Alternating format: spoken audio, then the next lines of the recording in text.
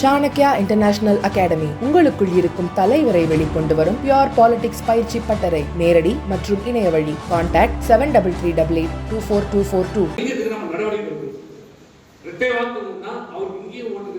பக்கத்து வார்டில் ஓட்டு யார் செய்யணும்?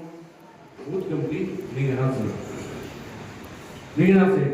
அதே மாதிரி தேர்தல் நேரத்தில் செய்ய வேண்டிய வாக்கு சேகரிப்பு, தேர்தல் பிரச்சாரத்துக்கான தேவையான அனைத்து பொருட்களையும் வீடாக சென்று கொடுப்பதற்கு வாக்குப்பதிவு கூட்டு வந்து வாக்குப்பதிவு போட வைக்கணும். முதல்ல நம்மளுடைய ஓட்டுகளை கொண்டு வந்து போடணும். அதுதான் பதிவு பண்ணணும். அதுதான் எப்பயுமே முக்கியம்.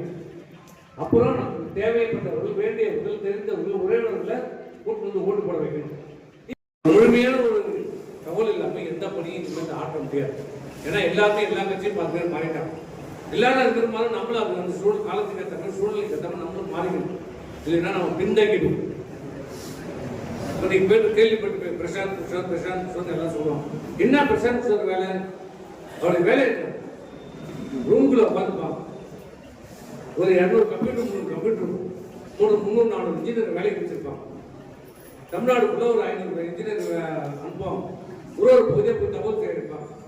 இந்த வார்டில் இருக்காங்க, இதில் திமுகவில், அதிமுக எவ்வளோ, திமுக எவ்வளோ, மக்கள் மனதில் என்ன இருக்குது, இந்த திட்டம் மக்களுக்கு எப்படி சேர்ந்துருதா, இந்த திட்டத்தால் மக்களுக்கு எதிர்ப்பு இருக்குதா, இல்லை மக்கள் என்ன எதிர்பார்க்குறாங்க, இந்த மாதிரி தகவல்கள்லாம் சேகரித்து கொடுத்து அதன் அடிப்படையில் தான் ஒரு இயக்கம் தேர்தலை சந்திக்க முடியும்.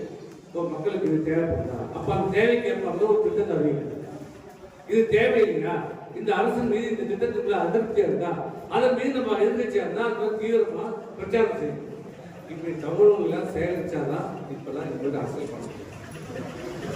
சும்மா மைக் கட்டிட்டு ஓட்டு போடுங்க, ரெட்டலைக்கு ஓட்டு போடுங்க, அதெல்லாம் அந்த காலெல்லாம் மலையாளி போச்சு. அதெல்லாம் கிடையாது. ஒவ்வொரு மனிதனும் தனிப்பட்ட மனிதனுக்கு என்ன விருப்பப்படுகிறார், என்ன தவறு தேவை என்பதை உணர்ந்து நம்ம செயலாற்றணும்.